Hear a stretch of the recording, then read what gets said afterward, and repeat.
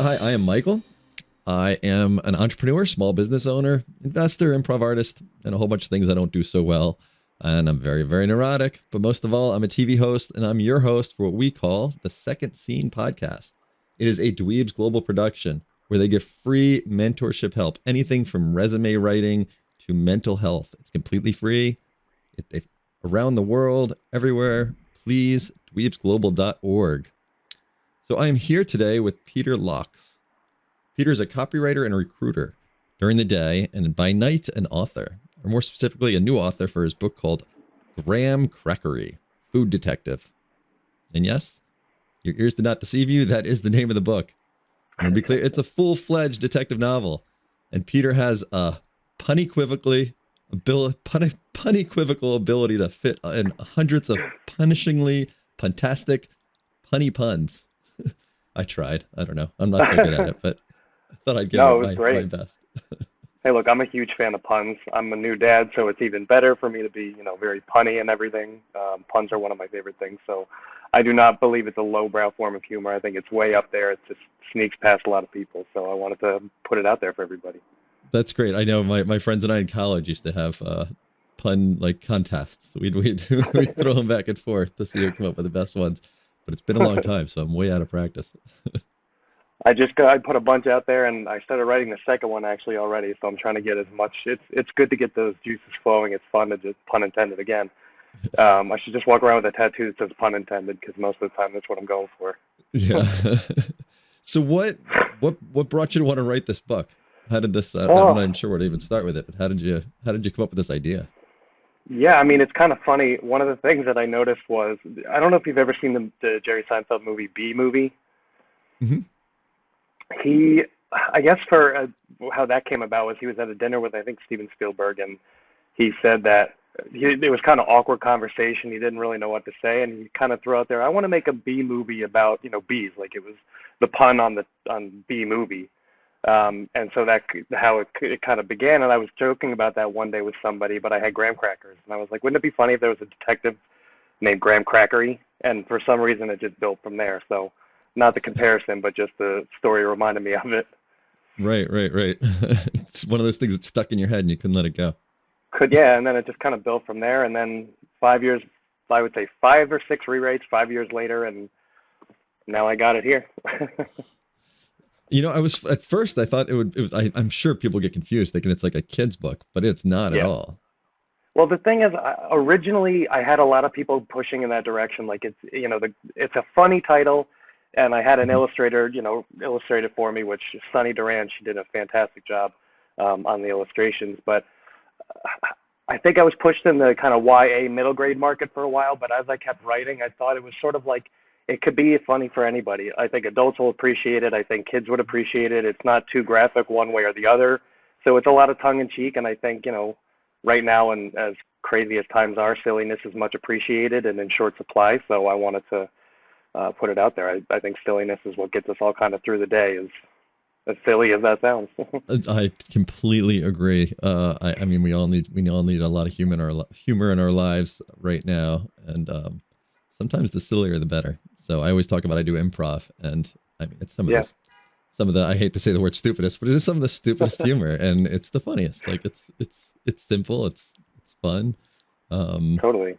yeah. Yeah, Steve Martin, he has this whole thing about when he started coming out, it was right after the whole Nixon Watergate and everything the country was kind of in disarray, and he thought, you know what, there's a lot I can do with this, and I just want to be silly and kind of goofy, and he built that whole perspective.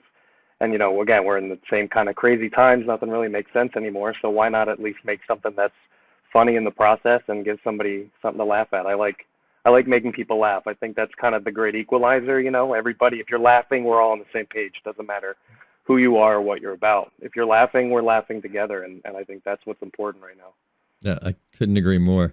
Uh, what's it's the first book you've written. So how was the process of writing the book? Like, where do you even begin, and how do you carry it on to fruition? For a long time, I had been trying to write anything, and nothing really made sense. I didn't really have the passion down for anything. And then once this Graham Crackery idea came out, I just said, you know what, I'm just going to write down the bare bones of the story, even if it's garbage. just write it all out. So I think I wrote like 50 or some odd pages of it. And as I was reading it and rereading it, I realized none of it really made sense. There was the characters that didn't tie into one another. So, the process obviously it took years, and different parts of my life kind of either pushed it back or inspired it one way or the other. And it was just a lot of rewrites and tying things together, and then diving into the research of what it takes to be a self-published author, how to really get there. And a lot of it was swallowing the idea that I'm a great writer right off the bat, and I need to have a lot of editors take a look at this. So I had 2 really great editors review my work. Really gave me incredible insights on how to make changes. And then from there, I just kind of found any moment I could when inspiration hit. I just started writing it. I would eat a lot of graham crackers during the process, for sure. Inspiration. And I just, it's a lot of, just pushing it when I can. And I wanted to get the book out actually a year ago, but I just didn't have the ability, and writer's block is real, and it'll get you. But when you finally get that motivation back, I just ran with it. And any chance I could, I tried to write and just keep building off of it, trying to make it better. Okay, what advice can you give people just to get past the hurdles? I mean, it's overwhelming. It's almost any big endeavor somebody takes. When you think about the whole endeavor as a whole, or just try to aim for the end, it's almost impossible. It's at least for me, it overwhelms me. Totally. There was a lot of times, my wife will attest to this. There was a lot of times where she was like, I was saying, I give up. There's no point. I'm never going to get it down. I don't have the story. The ending makes. There was always a reason why not. But there's always a million reasons why not. At the end of it is your success, and that doesn't mean doesn't matter if it's financial success or notoriety or anything. It's you put something out there that's important to you, and I think that was what kept me going. And I wanted to complete this hurdle. It was a big deal. It was a book that I cared a lot about, and if you have passion and if you have drive and if you have somewhat of an end goal, I think you can kind of do anything. And that's kind of what I did in this. Any days of doubt, just go. You'll get it out there eventually. Write the last page of your story, so to speak. Right. So you were a copywriter before, so you've done writing. What type of writing were you doing before the book, or even, I guess you're still a copywriter, so. Somewhat, yeah. I mean, I do some freelance here and there, but essentially I was started in advertising. I went to school for it. I really liked writing all the way through my life, but I thought, well, this is a practical way to do it. So I worked on clients like Papa John's and things like that. I had a lot of people that were awesome mentors to me and really helped me see, how to write better and how to be more pithy and kind of tie where I needed to be. So I think copywriting has always kind of stuck with me throughout my career, but I've kind of morphed it into what I wanted it to be versus what I thought it had to be, for lack of a better word. Okay. How do you come? Copywriting has always been interesting to me because you're always selling. Essentially, you're selling something, right? Is that the definition of copywriting? Or for the most part, I mean, yeah. Moving into social media copywriting is, I think, when I finally started to not understand it as much, because social media kind of is like the moon for me. I'm not as adept at it, and I think that's where the real meat and potatoes is right now. And I just, if you can get there, it's tough. I think it's the old thing, I wanted to write a shorter sentence, I didn't have the time. It's easy to write, but then to cut it down to something that's manageable and funny and works, it's really difficult. Right, to bring it to its essence, or bring it to the core of what you're trying to say in as brief amount of words as you can. I mean, especially nowadays, to get people's attention and keep it. Yeah, totally. I mean, and that's what I wanted to do with the book, is to keep puns keep them flowing as much as you can, because ultimately that's, I think, why the book is funny. A lot of people wanted me to do it in like a comic book type style, or make it more animated, but I feel like the puns are what make it interesting, and then keeping that attention span, keeping it pithy, and the story that's tight as well, I think helps.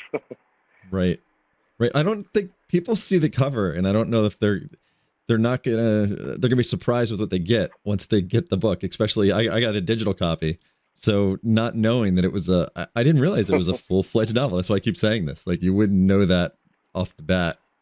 Yeah, I'm glad you're saying that, because it does come off as kind of like a kiddie little picture book adventure, and that's sort of what I wanted to build. I had a lot of people say, what is your intended audience? Especially when you're putting this out there, you have to have always an intended audience. And it's hard because, it sounds like it's a kid's book. There are, adult-ish themes in there, I guess you'd say. But at the end of the day, it's really for anybody. And I feel like, not that it's like creating its own movement, but I want to see if Graham Crackery has its own voice amongst things. It's not YA, it's not middle grade, it's not adult, it's its own thing. Everybody can take from it what they want. Got you. Was it always a goal of yours to write a book? Was that always? I think it took a long time for me to realize that. Writing was a big deal for me for a while, so that's why I got into copywriting. And then I started to move into auto retail of the copywriting section, which is like, don't get me wrong, the people that do it, if you can keep that going, that's great. But eventually it's just changing the years and the price points. And it just kind of got to me. I wanted to see something tangible for my results. And that's when I got into recruiting, because I wanted to help get people jobs, and I liked asking questions, and I liked kind of getting to know people and learning. And then I'm a big detective fan, whether it's TV, movies, whatever. Like, I love the Batman. Great Mouse Detective was a huge inspiration for me growing up. So I think all that kind of combined into writing a silly detective story. Gotcha. Is that something? Did you always want to do comedy? Did you always want to write comedy in the end, or is that just something that kind of changed, or you got into it as you get older? I mean, I've always wanted to do stand-up comedy, and then when I was in my early 20s, I finally did it, and it was awesome. I did it for a while, on and off, but then I realized, how the commitment that it takes. I mean, I recently learned that you just started doing stand-up too, so it's like you've really gotta. It's a grind. It's fun. It's awesome. It's funny. It's challenging, but it's a grind, and also that silence when you're met with it is really, really hard. I think I did this one bit one time where it ended with. I had ended with a group of kids yelling, "Poop your pants." That was just the whole bit, the way it worked out. And I ended up like really full into this, like yelling it on stage. And I was met with silence. And I didn't go back up on stage for a year. When I did, I had a better set. I kind of timed it out better. But man, that's harsh when you really lay into something and it's just nothing. Yeah. I always describe it as like silence is like the loudest boo or the loudest disappointment of somebody just. Yeah, it's when you hear that sound, it's tough. And then, I like that, again, like I said, and I like making people laugh. That's kind of my ultimate goal. But I feel like, again, through trial and error, what makes sense and what didn't make sense in my life, that's where I eventually wound up to writing the book. And I think that's where I want to take it and, hopefully eventually start doing events, talking to people and sharing the humor of it, sharing the drive of what it takes. And, I think it's a fun experience that everybody should be able to try out and do. Right. I mean, they're both different forms of entertainment in a lot of ways. You don't get the immediate feedback though from the book. So that's especially because a lot of people are like, oh, I just started reading it, or I might read it, or I'm getting through it. It's like, there's no immediate, like I can see what sales and come through, or people that friends and family that, oh, I texted, I got the book, whatever, and that's awesome. But there's no the response is really different. Than like, being up on stage or whatever the case is. And it's sort of like, I like to be able to write quietly to myself, so I don't mind getting the praise quietly to myself, although, the praise is nice when you're there. Mm-hmm. It's hard to put yourself out there all the time and have that energy and feed that. So I feel like that's why writing is, frankly, a little bit easier in that way, because I can kind of go off to my own and write. Gotcha. You could do it more on your own time. Yeah, I don't think people realize how much work stand-up comedy is. Because it's not just the 15 minutes you're up on stage. I mean, you almost have to live it 24 hours a day, because you constantly have to be working on your material, coming up with new material, grinding the voice and everything, and reacting to stuff that happens. This one time I was about to go up on stage. It was like an open mic night. This isn't like I was a huge anything, but this one guy did a backflip as he left the stage. He goes, "I like to end all my shows doing a backflip." And the crowd went nuts. And it's like, how do you even? I can't do any of that. So I like to start all my shows by doing a backflip, and I just flopped on the ground, because what else are you going to do, Right. You just got to roll with those moments, and it's like, but then those are the most fun, because it's like, for all the lack of laughter and the poop your pants bits, you can also get it from somewhere else. Oh yeah. And that's the last time I'll say poop your pants on your show. I promise. I don't mind. I laugh at it every time. No, I find sometimes the comedy, or when I've done stand-up or improv especially, it's when you're not thinking. When you're doing the least amount of thinking, the funniest stuff comes out. Yeah, exactly. you're judging yourself less. I think so. That's one of the reasons. Yeah, it's like you're just having fun. You're talking. You're just having a conversation. You're just getting your seeing what makes sense, and if it works, great, and if not, oh well, Mm-hmm. like you're saying, that immediate feedback that you get from the audience. Oh yeah. Oh yeah. So you got into recruiting because you really wanted to help people. Essentially, you wanted to help people get careers and lives and progress. Yeah, I started with a recruiting agency. A friend of mine was hiring, and that's where I learned recruiting is just at the agency, where it's like you're dialing all day. You're learning to talk to people and ask the right questions. You can ask anybody any job, and most people can be taught how to do a job because, right, they're taught in the first place how to do this particular job. That's why they're applying there. But to have the conversation, to get to know the people within their personalities, because ultimately you're going to sit next to them every day. You're going to want to grab drinks with them after work, so you want to know that they work within the team and everything. And so getting to know like the ability to ask questions, to get at the heart of people and what they're really trying to be about, I think that's what also was cool for recruiting. And then again, writing a detective novel, I think kind of wraps that all together with my curious nature and asking a lot of questions and things like that.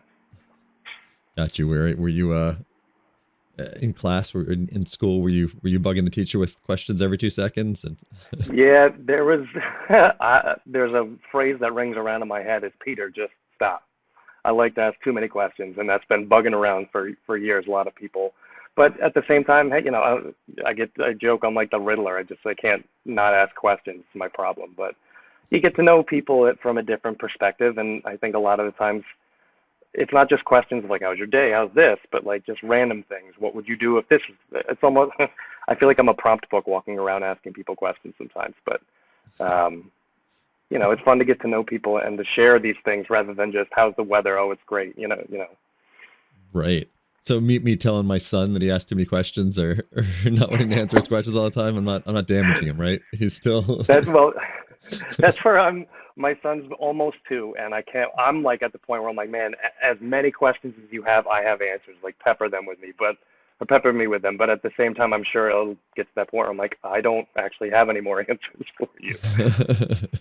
Well, after a long day of work and I come home to my 13-year-old and he comes to my bedroom just to ask me question after question after question. You're like, man, I got nothing. Oh, it's hard sometimes. It's really hard. I try my best, but yeah, it's and that's why I feel like writing is a good outlet half the time for just whatever that thing is. Like I like again to ask questions, and if that can be apparently too much sometimes, and it's also I put that into a book. Mm-hmm. All right. Are you planning on making this series? Is this like the first book in a yeah, I want to. Series? It ends to open up a lot of questions, and I'll say that now. I feel like there's a few things that happen towards the end of the book that don't get resolved. I will plan on resolving in the second one that I said I'm already writing. So I want to have it a series for sure, where kind of like each prologue is a wrap up from the previous book, and then time passes and the new case presents itself. So eventually this will be a series, but it's just fun to get it out there to see what it is now. And I think a lot of it too is putting it out there, especially something new that I don't know what it is and I don't know where the audience is, and discovering all that is fun. Finding out who likes what and what parts stick out and things like that are really interesting. How do you get that from the book? Since you're not getting stand up, you hear people laugh. So you're like, okay, I know that worked. How do you get that from a book? That's got to be a lot more difficult. I like to ask people the questions. No, I'll basically reach out, like, what'd you think? People will say I got the book, and I try to wait a little bit of time and go, what did you think? Or try to at least back off and let them tell me that they read it. But, it's really just trying to see, how people react to it. There's a couple events that I'm trying to do in my area. There's one store called the Bookmark Shop, that's in Brooklyn. So I feel like I'm going to start to get hopefully a little bit of a fan base from that aspect as well, kind of, seeing what people in the community think, seeing what friends and family think. And that's really where I'm getting any type of feedback. And ultimately, I wrote the book just kind of with my vision with it, and I'll see where the second one goes the same way. But, feedback always does help. Are there enough puns left out there for you to? Yeah, I'll say one thing, that there's a jury situation at one point, and I feel like there's a lot of egg names that you can do things with. So if there's a jury that's a dozen, you know, I'm already halfway down the list of those. So it's really fun, and it's fun to see how many more keep coming up. I'm curious to see where all this goes. Right. Be funny I'm sure you corner your friends or hanging out with your friends and you pun brainstorming sessions. Do you ever?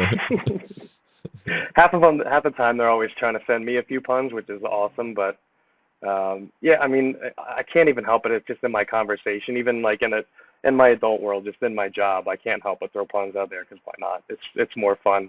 If life is already stressful and things like that, why not at least, again, I'll make you laugh or at least try to make you laugh. And if that doesn't work, then I tried.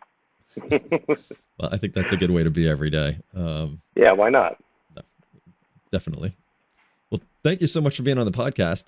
Where can people find the book? You can get it anywhere online right now.